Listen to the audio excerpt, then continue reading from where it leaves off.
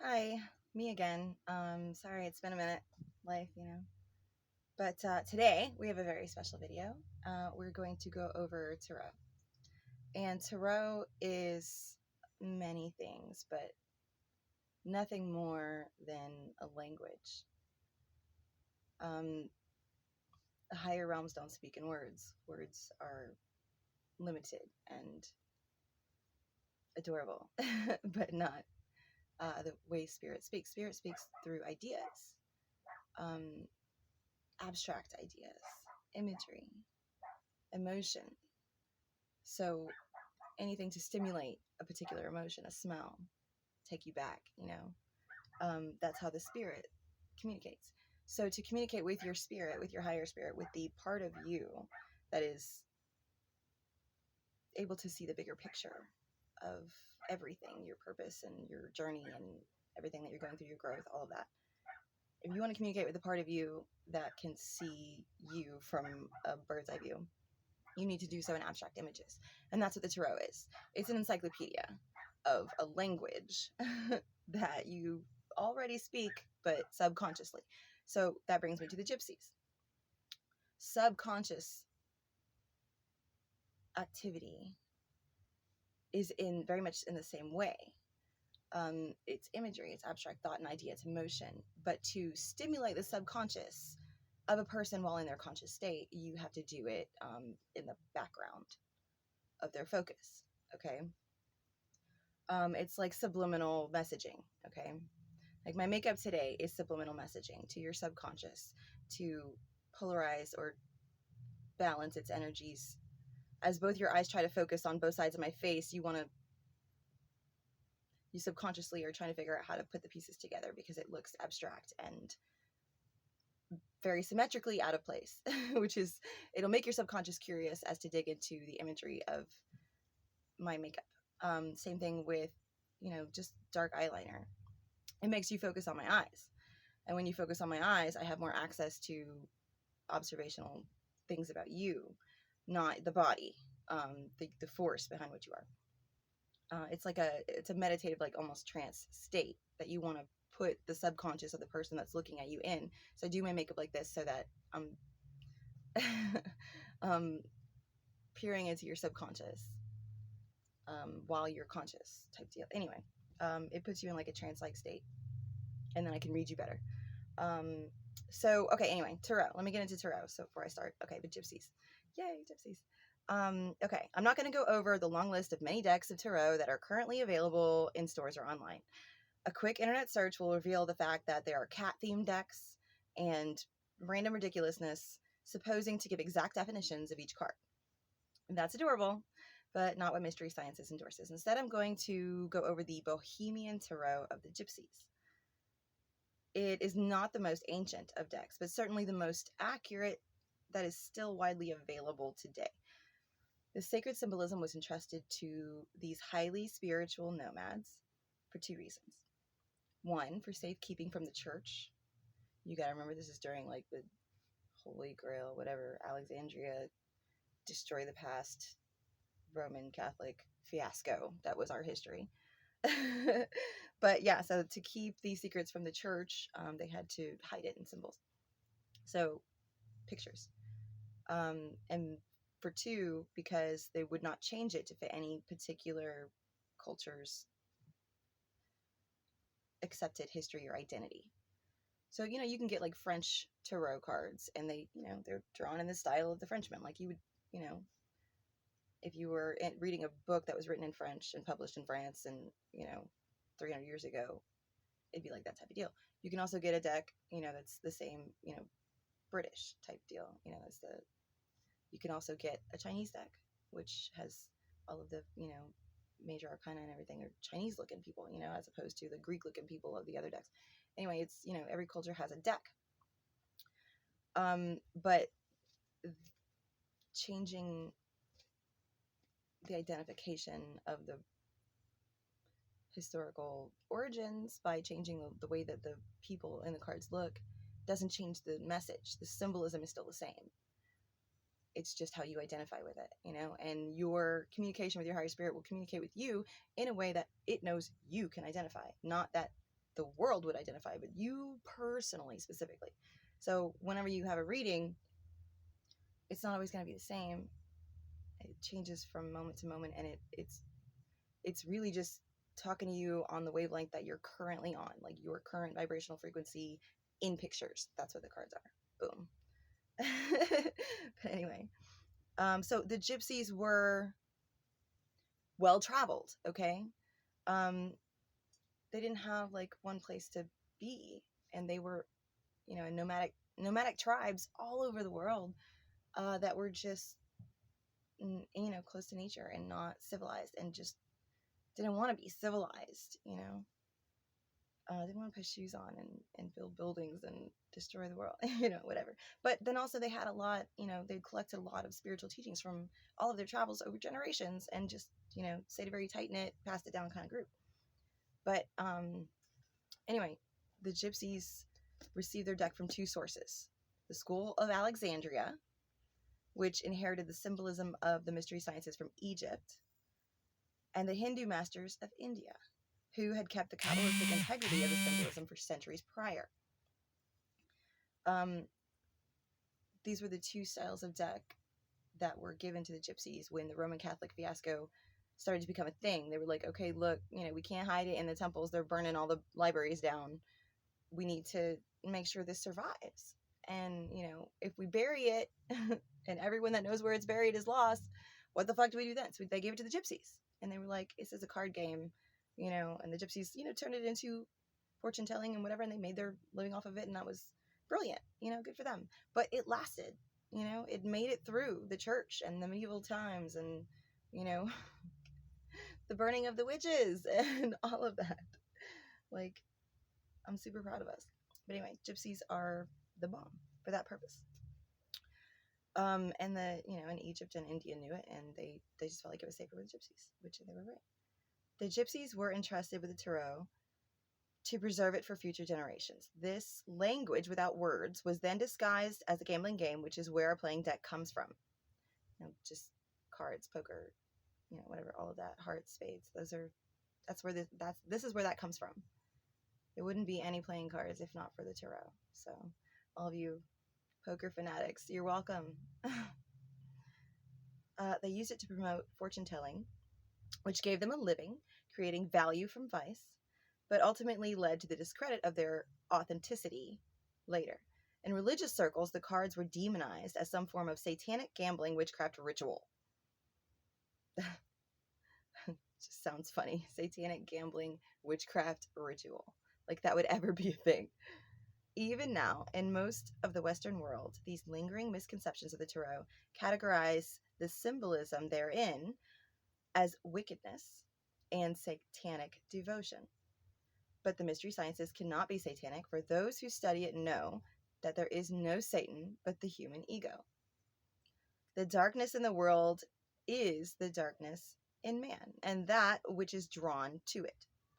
So before you bring any preconceived notions of evil or demonic presence around the tarot, understand that those are fear-based scare tactics that stem from religious views of misconceptions that no longer hold water in this present day of knowledge over superstition.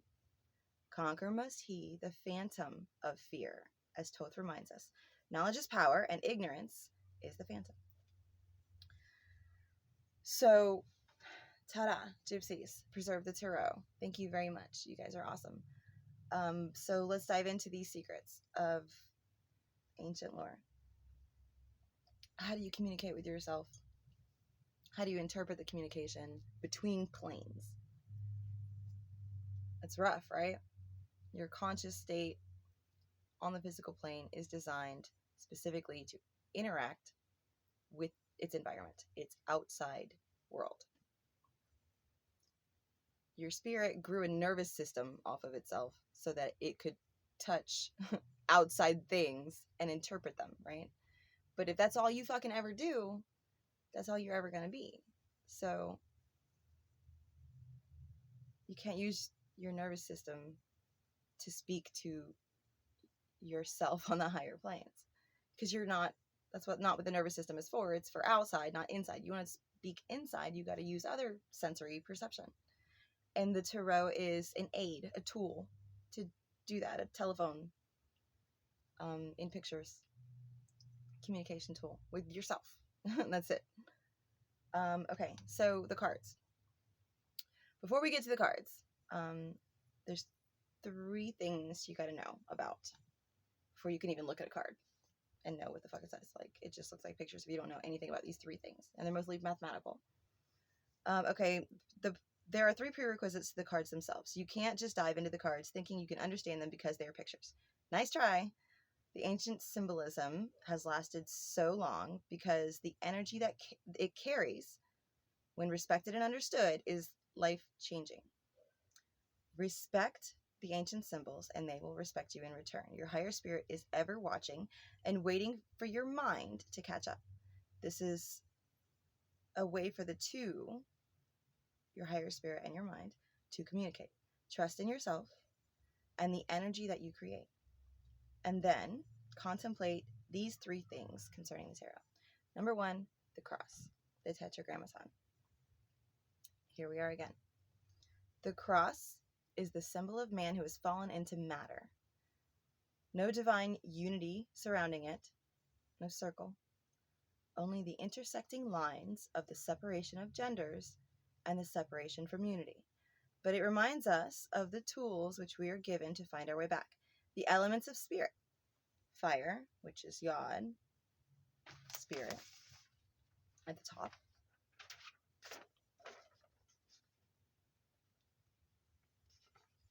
Remember? Okay, the cross. Fire, water, air, earth. Fire, water, air, earth.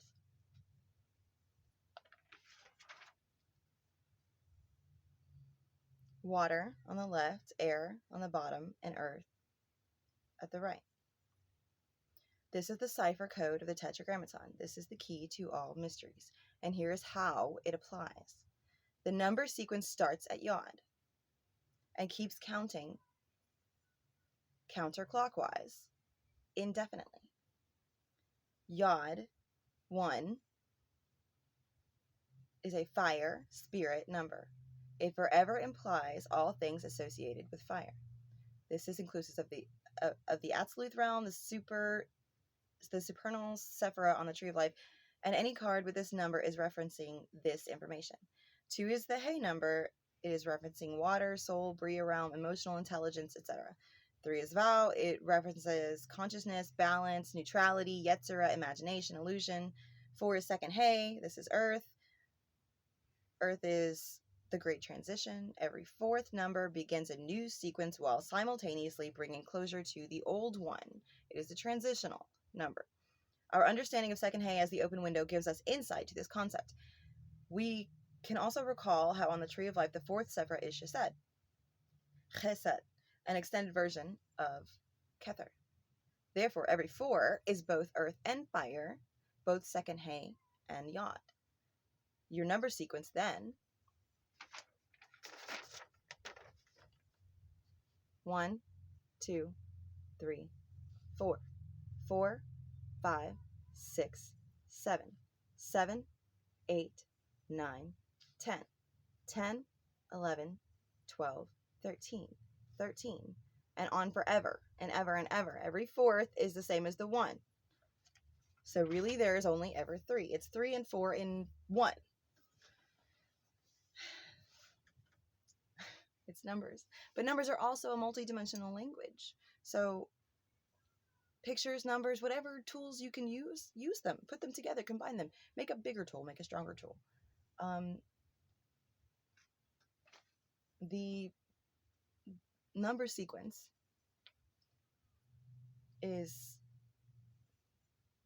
just to give you another structure to work from, because now you have pictures and you have math and you have sacred geometry. With math, there's sacred geometry.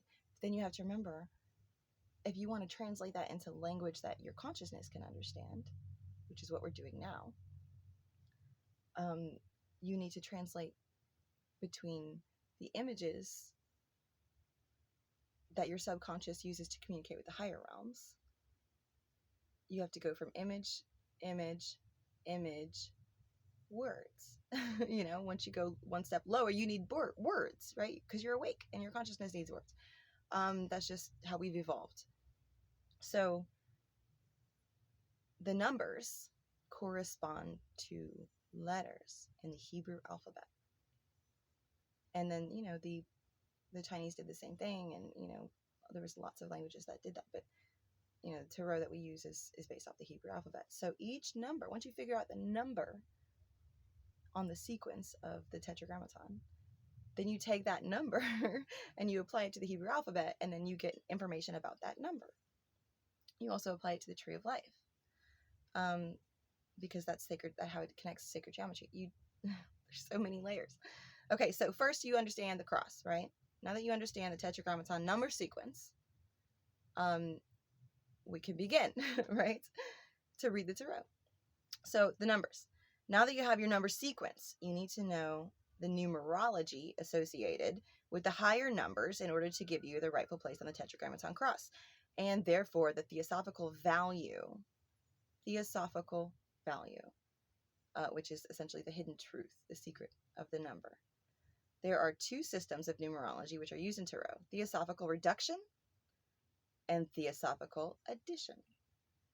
Either works, okay? I'm going to teach you two forms of numerology, gematria, just to give you another layer of communication between your conscious and your subconscious. And then you apply it to the tarot as you are having communication between your subconscious and your higher spirit. It's a 3-layer system. There's three-way call. It's a 3-way call, except that you're not all on the same line. One of you is clicking over back and forth. And if you're 30 years old or older, you know what I'm talking about by clicking over, because you did it on a phone that was attached to a wall before. So if you've only ever picked up a cell phone in your life, I'm sorry, you don't know what I'm talking about. I'll try and find you a better analogy. Anyway, so it's super easy. Okay, there's 2 ways you can. What you're trying to do is, if you have a large number, like your year of birth, okay, if you have a large number, you want to break it down to its smallest number, because, you know, alphabet, Hebrew alphabet, to apply to the Hebrew alphabet. So if the number you have is 28, what you have is 10, because 2 plus 8 is 10, right? Now 10 could also be 1, but they're both yod numbers. They're both fire numbers anyway. The only difference between 1 and 10 is that 10 is yod because it is earth, so it's a transitional number, and 1 is just straight fire and will. So, you know, when you apply it to the element on the tree or on the Tetragrammaton, that gives you 1 layer of information. But you have to break it down into a smaller, you know, number to get there. You can do that, okay? You can take the number, if you're, you know, your year of birth, whatever number you're working with, you can take it and add all the numbers together until you get, you know, down to 1-digit number. And that's the goal, is to get to a 1-digit number. If you don't want to do it that way, you could also take every number before it and add them together. And then you would still have to do the Theosophical Reduction anyway. So that's, so yeah, 28 is 10 because 2 plus 8 is 10. That's called Theosophical Reduction. And then the other way is just the Theosophical Addition, which is taking every number before and adding together. The reason that is a thing, I wanted to tell you that. Theosophical Addition finds the theosophical value of the number. That's what you're looking for. The 1-digit number is called the theosophical value.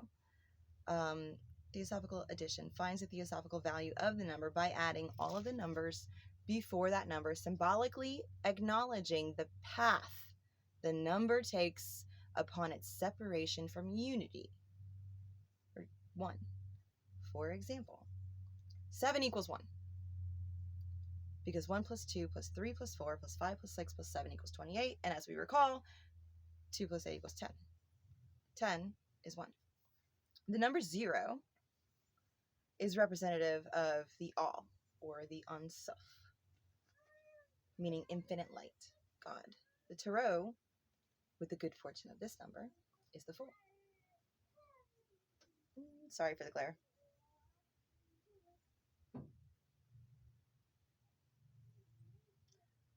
The Fool. So the Fool represents God in man. The tarot card with this good fortune to carry this number of 0 is the Fool, about whom the entirety of the deck is concerned. The Fool is not representative of any one element or realm because he is active in all of them. He is the light of the spirit within all things. He is the live energy itself. He is the universal singularity. Us, both individually and together. He represents the all. This is God. This is God in man. This is the light in the photon. This is the consciousness of every individual subparticle as it comes together with other subparticles to create a universe called an atom. And then that universe is stuck to other universes that create our bodies, and just it all goes on and on, up infinitely and down infinitely. But anyway, in all matter, there's a spark of light, and that spark of light is consciousness, which is also God, which is the Fool. Boom. So now that you know what the number sequence is on the Tetragrammaton, and you know how to do the theosophical value of that number, the third thing is the Hebrew alphabet, right? Because once you get the theosophical value, you get a number. Now you can work with the number. What are we working with it with? We're applying that number to the Hebrew alphabet. And the Hebrew alphabet is in and of itself a lesson. Okay, it's a whole lesson all by itself. But I'm going to do like a really quick overview. The Hebrew alphabet. The reason we use the Hebrew alphabet is because we're using Kabbalah. Okay? Tarot is a language which is symbolized in Kabbalah. Kabbalah, learning these things in Kabbalah gives your consciousness an understanding of what your subconscious gets just from the pictures, just from the makeup, just from imagery, just from sounds, just from smells.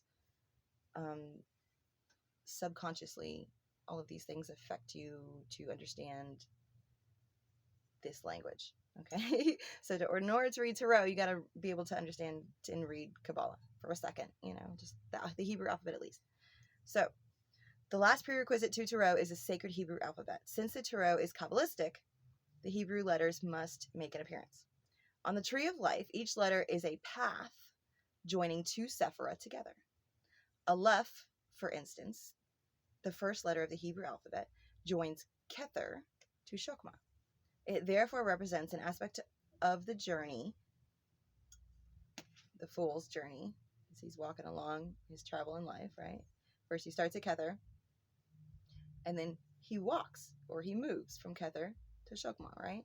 The movement, the action, the energy of movement from 1 to 2, from, Kether to Shokma. He joins Kether to Shokma. It therefore represents an aspect of the journey from Kether, which is dualistic individuality, to Shokma, which is wisdom and will. Here is the quick overview of the paths on the Tree of Life corresponding to the Hebrew letters. Okay, and this is just major arcana. But every tarot card, there are 22 major arcana. Every tarot card of the major arcana, and you'll figure out the difference. Not the playing deck cards, the other ones, the pictured ones. They look like this. There's no numbers and there's no wands or cups or anything on them. They're capital letters. Anyway, okay, so the Hebrew alphabet. Aleph corresponds to our A. Is the path from 1 to 2. Kether to Shokma. Bet, which is B, is the other way from Kether to Bina. 1 to 3. Gimel is our C. Gimel comes from camel. Is Kether to Tiferet. 1 to 6. Okay, so on the Tree of Life, you've got, Kether, Shokma, Bina, the triangle, the two pearls at the top. So the first motion, the second motion, the third motion, they all come out of one, right? So all the paths that come out of one are the first three. So Kether Shokma, Kether Bina, Kether Tiferet. And when you see in meditation or in yoga or whenever, chi, especially when you're working with chi, and you see people as they're meditating, they do these motions or whatever, that's what they're doing. They're harnessing a line of energy in the mental realm on the tree of life in those places, in these paths. Okay, the path is important. So each card also represents a path, which is the movement energy of it, the etheric principle of it. So you're talking to your higher spirit through the ether. This is the path through the ether to get there. Communication channel. Anyway, boom. So then, it goes on all the way down the tree of life, and all the letters of the Hebrew alphabet are connected to one of those paths until the very bottom. But wait, there's more. The Hebrew alphabet also assigns a numerical value to each letter because the Hebrews loved math and complexity equally. Here is a cheat sheet for that information. So then essentially every Hebrew alphabet letter represents a number, and it goes 1, 2, 3, 4, 5, 6, 7, 8, 9, 10, and 10 is Yod, and then you start doing decades or 10 years at a time instead of one at a time. So it's like the metric system for numbers, right? 1, 10, 100, 1,000, boom. That's the Hebrew number system assignment to the letters. So starting at Yod, you got 10, and then, the next 10 letters are 20, 30, 40, 50, 60, 70, 80, 90, 100, which is Kaf. You get Kaf 100. And then you have 4. 100, 200, 300, 400. And Tau, which corresponds to our T, is the last letter of the Hebrew alphabet, and it's 400. So you have 1 through 10, 10 through 100, 100 through 400. And those are the assignments of the Hebrew alphabet letters. And then, if that wasn't complex enough, each Hebrew letter is also an idea, or there's a symbol for an energy corresponding to the number assigned, much like the Egyptian hieroglyphic system. So Aleph, A, 1, the path from Kether to Shokma, is also an ox or a bull, which is essentially just raw power, just power, strength. So all of these ideas correspond to each card. You got to figure out the number, and you got to figure out the sequence of that number. Then you got to figure out the identification of the path of that number. You got to figure out the Hebrew number assignment, which gives you the symbolic imagery attached to that Hebrew letter that's attached to that number. So it's when you divine tarot cards, you're like, you have to process everything separately like a computer and pull up all these extra files and, like incorporate them into one energy and roll it into a ball and bake it in the oven. And, like, it's insane. But anyway, so the whole Hebrew alphabet, every letter is like that. And there's an image or an idea attached, I think that's what everybody found so foul about English when it first came out, when it first became a language. When the Phoenicians first started to decide to assign sounds to letters as opposed to ideas, like the Hebrews and everybody had every symbol, the Chinese alphabet, Korean alphabet, every symbol is an idea. It's a spiritual meaning and a matter meaning. There was dimensions to every symbol that was drawn. Like, if I took the time to draw out this symbol, it's because I'm trying to express several ideas. So there's a mathematical idea and an imagery idea and a, subconscious, several ways to connect to your subconscious through these numbers and this language, because numbers are a language, and so are pictures, and whatever emotion that they invoke in your subconscious is the intention of expressing that symbol or sound to begin with. And if that's not what it achieves, you're doing it wrong. So anyway, so the number of the card gives you a lot of information in and of itself. It tells you the realm and element associated: fire, water, air, earth, Atziluth, Bria, Yetzirah, or Asaya, positive or negative energies. The path on the tree of life, you know, Kether to Shogma, Kether to Tiferet, Tiferet to Netzach. These are all different energies because you know what each Sephirah represents.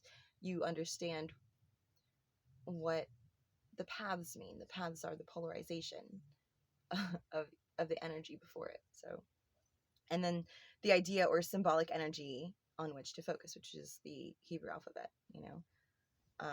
If you know what the ox represents to the Hebrews, a spiritual concept of raw power and, you know, God and light and higher realm shit, you know what I'm saying? Then when you look at the card, that's what you're reading.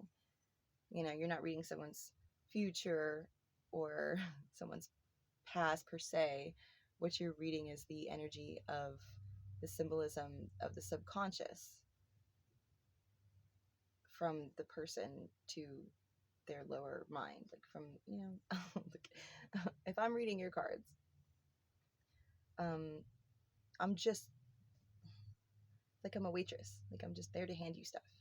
I didn't make any of this stuff. I didn't bring it with me from home. This is all your stuff. You wanted it, you asked for it, and I'm just telling you what it is. You know what I'm saying? It's like that. So it's not anything, you know, we're not invoking any spirits or demons or any of that shit. It's just your subconscious is communicating to your consciousness, and I'm telling you what it's saying. I'm an interpreter. That's all I do. So anyway, there are the suits to consider as well. The suits, as you remember, are also representative of the elements of the Tetragrammaton. Chalices is water, wands is fire, swords is air, and then pentacles is earth. Or, you know, some decks have scepters instead of wands, and coins instead of pentacles, or, you know, whatever the ancient decks. And then you'll also have